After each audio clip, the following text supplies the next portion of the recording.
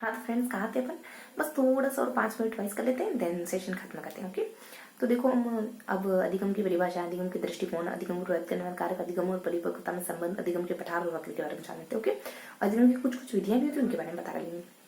अधिगम की परिभाषा देख लेते हैं ना। तो अधिगम की परिभाषा क्या क्या है बेसिकली।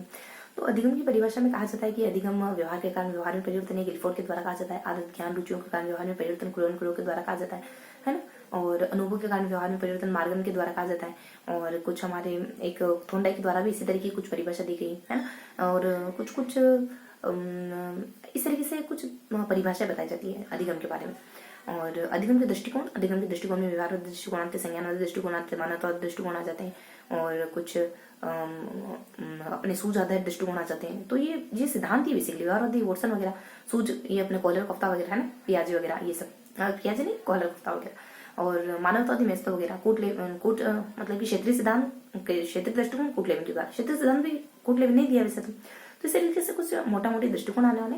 उसके बाद अधिगम को प्रभावित करने वाले कारकों में परिपक्वता आती है हमारी। देखो अधिगम की विशेषता है, अधिगम क्या है, तो अधिगम वातावरण से प्रभावित होता है, अधिगम व्यक्ति की होता है, अधिगम में सार्वभौमिकता पाई जाती है, अधिगम निष्पादन से भिन्न होता है, और अधिगम पर परिपक्वता है, वृद्धि का प्रभाव पड़ता है। ये सारी अधिगम की विशेषता होती है। अब अधिगम को प्रभावित करने वाले कारक देखो बच्चे की लिंग है, आयु है, मानसिकता है, वातावरण है, टीचर का ज्ञान है, बच्चे का रुचि, मूड, अभिप्रेरणा, ये सब बहुत ज्यादा प्रभावित करती है अधिगम को। उसमें से अभिप्रेरणा बहुत ज्यादा इंपॉर्टेंट टॉपिक है। अभिप्रेरणा में अलग अलग परिभाषाएं गिवन है। अभिप्रेरणा किसको कहते हैं, तो अभिप्रेरणा स्टीफेंस के द्वारा कहा जाता है सीखने का राजमार्ग है, और स्किनर के द्वारा कहा जाता है सीखने का राजमार्ग। और स्टीफेंस तो कहते हैं कि एक टीचर के हाथ में सबसे अगर मजबूत साधन कोई है बच्चों को पढ़ाने का, तो अभिप्रेरणा ही है। इस तरीके से अभिप्रेरणा की एक्चुअली हाँ अभिप्रेरणा की परिभाषा। उसके बाद इसमें से हम परिपक्वता को देखें, एक परिपक्वता को भी पढ़ेंगे। अधिगम को रद्द करने वाले कारकों में थोड़ा सा अभिप्रेरणा को पढ़ा, थोड़ा सा परिपक्वता को पढ़ेंगे। परिपक्वता में गेसेल के द्वारा कुछ जीवाणु शब्द आएगा, गेसेल के द्वारा जो परिभाषा देगा ना उसमें जीवाणु शब्द आएगा, बस इतना बात ध्यान रखो। लंबी चौड़ी परिभाषा है लेकिन जीवाणु शब्द आए तो गेसेल को ठीक कर देना। कुछ लेंग बोरिंग है, लेंग फीड है, इनके द्वारा भी परिभाषा दी जाती है कि अधिगम विकास और परिपक्वता को कहते हैं, विकास और वृद्धि को कहते हैं अधिगम। ये बोरिंग और लेंगफील्ड ने परिभाषा दी। और इस तरीके की कुछ हाँ और एक और परिभाषा देती है परिपक्वता की कि जो वृद्धि नियमित रूप से होती है उसी को परिपक्वता कहते हैं। ये कुछ XYZ है, कोई देश सा नाम है ना, थोड़ा सा मिस हो रहा है, उनके द्वारा कहा गया ऐसा कुछ। उसको बाद अधिगम परिपक्वता में क्या संबंध, देखो अधिगम टाउन होता है जबकि परिपक्वता 20-25 साल तक की होती है। और अधिगम तो हमारी व्यक्तिगत प्रक्रिया कुछ सामान्य प्रक्रिया होती है अधिगम, जबकि परिपक्वता व्यक्तिगत प्रक्रिया होती है, मतलब कुछ हर एक व्यक्ति के अनुसार अलग अलग होती है। ये ना कस्टमाइज होती है परिपक्वता एक तरीके से, मतलब हर व्यक्ति में परिपक्वता थोड़ा बहुत अंतर देखा जा सकता है परिपक्वता के लेवल पर, जबकि अधिगम हर व्यक्ति में पाया जाता है। हर व्यक्ति कुछ ना कुछ सीखता ही है। चाहे देखो अधिगम नकारात्मक सकारात्मक दोनों ही तरीके का हो सकता है, कुछ अच्छा सीखो कुछ बुरा सीखो, दोनों ही सीखने के लिए हम ताउंड कुछ सीख रहे हैं, देखना छूना, हमारी अगर सेंसेस हमारी काम करी तो हम हर रोज कुछ सीख रहे हैं। और वातावरण का प्रभाव पड़ता है अधिगम पर, जबकि परिपक्वता पर वातावरण का प्रभाव नहीं पड़ता है। तो इसी तरीके कुछ कुछ बेसिक अंतर बताए गए। अधिगम वक्र किसको कहते हैं, अधिगम पठार किसको कहते हैं। अधिगम वक्र क्या होता है, जब आप सीखने में उन्नति को दिखाते हैं उसको अधिगम वक्र कहते हैं, रोज की परिभाषा। अधिगम पठार किसको कहते हैं, गैरेट कहते हैं कि जब आपके सीखने में पोज आ जाए, सीखने में स्थिरता आ जाए तो उसी को अधिगम का पठार कहेंगे। तो इस तरीके से हमने अधिगम पठार और अधिगम वक्र के बारे में जाना। अधिगम वक्र है ना कुछ 4 से 5 तरीके हो सकते हैं, सकारात्मक, नकारात्मक, मिश्रित, और कुछ एक और हमारा कुछ एक और होता है मिश्रित के अलावा भी, जिसको हम कुछ रेखी ही कह सकते हैं। सकारात्मक इस तरीके, देखो नकारात्मक ये होता है कि आप पहले बहुत तेज गति से पढ़ते हो, बाद में डाउन हो जाते हो, बाद में डाउन होने को नकारात्मक कहते हैं। सकारात्मक बाद में ऊपर चढ़ने को सकारात्मकता कहते हैं, मतलब बाद में आप स्पीड बढ़ा लेते हो आपकी स्टडी की, पढ़ाई की।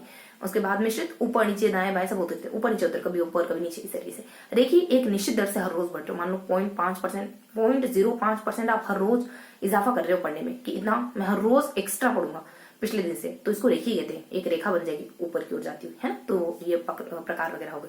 और कोल्ब ने एक कुछ 4 एक देखो कोल्ब का अधिगम का सिद्धांत है ना, उसमें कुछ 4 सोपान या ऐसे कुछ 4 चरण बताए गए कोल्ब के अधिगम के सोपान, अधिगम के सिद्धांत में, बस इतना भर ध्यान रखो।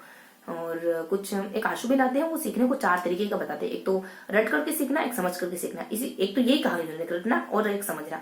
और इसको थोड़ा सा अच्छे शब्दों में भी डिफाइन किया, मतलब इसी को दोबारा कह दिया, जैसे कि रट करके सीखने को आप अधिग्रहण कहो और समझ करके सीखने को अन्वेषण। तो ये 4 प्रकार बताए अधिगम आशुबेल ने सीखने के। और इसके साथ मानसिक संकल्पना पढ़ लेते थोड़ा सा, मानचित्र संकल्पना जानते हो। मानचित्र संकल्पना यानी कॉन्सेप्ट में भी, जैसे कि जैसे दशरथ के 4 बेटे, राम है, लक्ष्मण है, भरत है, फिर राम के 2 और बेटे ला और कुछ, और फिर आगे हर आर्च को बढ़ाते जाओ। इस तरीके से जो हम डायग्राम बनाते हैं ना, उसी को हम मानचित्र संकल्पना कहते हैं। इससे क्या होता है, चीजें आसान हो जाती है। जोसेफ डी नोक ने 1960 में इसको इंट्रोड्यूस करा था पढ़ाई में, है ना। तो इस तरीके से बताया। तो ये हमने अधिगम के चैप्टर को पढ़ा है। ओके, तो इस तरीके से हमने अधिगम के पूरे चैप्टर को अच्छे से कवर कर लिया। और इस तरीके से अगर हम देखें तो हमने पहले, दूसरे और तीसरे चैप्टर को कंप्लीटली फिनिश किया है। ठीक है, पहले चैप्टर में हम शिक्षा में ज्ञान कार्य क्षेत्र उपयोगिता जानते हैं, जिसमें हम ये देखते हैं कि कौन कौन सी ऐसी विधियां हैं जो हमें बच्चे के बारे में जानकारी देगी। और इसके अलावा हम देखते हैं कि टीचर के लिए शिक्षा में ज्ञान क्यों जरूरी है, बच्चे के लिए शिक्षा में ज्ञान क्यों जरूरी है। दूसरे चैप्टर में हम कुछ इससे ज्यादा मुद्दे देखते हैं, जैसे यहाँ तो सिर्फ 3 मुद्दों के बारे में डिस्कशन करा, और यहाँ कुछ 7 से 8 मुद्दे देखते हैं, 7 से 8 टॉपिक देखते हैं। जैसे शिक्षण अधिगम प्रक्रिया क्या होती है, शिक्षा और शिक्षण में अंतर क्या होता है, शिक्षा और अनुदेशन में अंतर क्या होता है, शिक्षण के चर कौन से होते हैं, शिक्षण के चरण कौन से होते हैं, शिक्षण के सोपान कौन से होते हैं, और विशिष्ट उद्देश्य मैंने आपको बताया। देखो, विशिष्ट उद्देश्य सिर्फ नाम ध्यान रखना। एक ट्रिक बता देती हूँ, अभी बता दे, 2 मिनट लगेंगे। कि ट्रिक होती है, उससे हमको पता चल जाएगा शिक्षण के विशिष्ट उद्देश्य कौन से थे। ट्रिक है कि हमने पुराने टीचर से, यानी कोई पुराने टीचर थे उनसे हमने गणित और मनोविज्ञान का ज्ञान लिया। तो पुराने से प्राचीन विशिष्ट यानी प्रारंभिक विशिष्ट उद्देश्य हो जाएगा, और टीचर से शिक्षक विशिष्ट उद्देश्य हो जाएगा। पुराने से पुराना हो गया, टीचर हो गया। आपने साइकोलॉजी का और गणित का, तो गणितीय विशिष्ट उद्देश्य यानी मनोवैज्ञानिक गणित उद्देश्य साइकोलॉजी, ज्ञान यानी ज्ञानात्मक गणित उद्देश्य, और लेना मतलब ग्रहण करना, अनुदेशन मतलब पढ़ाना, मतलब वही बात है।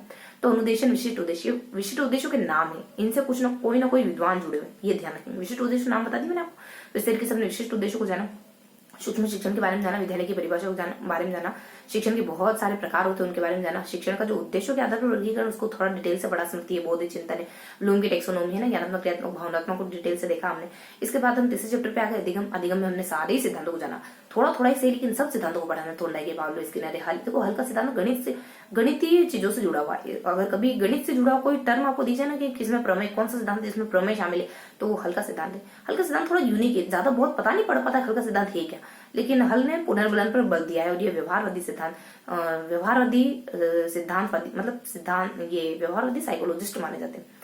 तो इस तरीके से हमने स्किनर है, पावलो है, हल है, गुथरी है, टोलमैन है, और कुटलेविन है, वाइगोत्स्की है, पियाजे है, ब्रूनर है, और इस तरीके से हमने कुछ सिद्धांतों को पढ़ा। इसके साथ हमने अधिगम अक्षमता है, अधिगम की कठिनाइयां, अधिगम अक्षमता हुई, अधिगम की कठिनाइयां वगैरह, सैमुअल क्लिक ने सबसे पहले इस शब्द का प्रयोग किया था। और उसके बाद अधिगम स्थानांतरण, अधिगम की विधियां बताई मैंने, एक गहन होती है और एक सतही तौर पर पढ़ते हैं, गहराई से पढ़ते हैं, सतही तौर पर कुछ आवश्यक फटाफट में पढ़ लेते हैं, कुछ चिंतन मनन करके पढ़ते हैं, कुछ विश्लेषणात्मक तरीके से पढ़ते हैं, कुछ संश्लेषणात्मक तरीके से पढ़ते हैं। मतलब कि स्वातंत्र निर्भरता और क्षेत्रीय निर्भरता और क्षेत्रीय स्वतंत्रता। क्षेत्रीय निर्भरता में हम चीजों को संश्लेषित करके, मतलब विश्लेषण नहीं कर पाते चीजों का, जैसे कि हिंदी वगैरह हो गया, इतिहास वगैरह हो गया, ये बच्चे विश्लेषित नहीं कर पाते चीजों को, समग्र रूप से देखते हैं।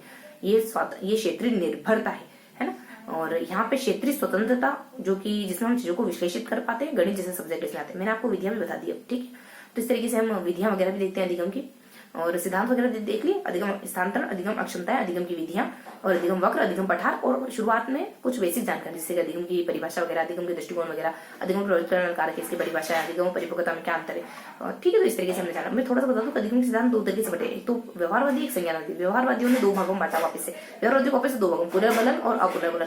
संज्ञानवादियों को एक प्राचीन संज्ञानवादी यानी क्लासिकल संज्ञानवादी, और एक लेटर संज्ञानवादी यानी बाद का यानी आधुनिक संज्ञानवादी, ठीक है। क्लासिकल से कुछ मॉडर्न संज्ञानवादी, तो क्लासिकल संज्ञानवाद और मॉडर्न संज्ञानवाद, इनमें विद्वानों के नाम भी आते हैं, ठीक है। तो देखो कौन कौन से विद्वानों के नाम आएंगे हम।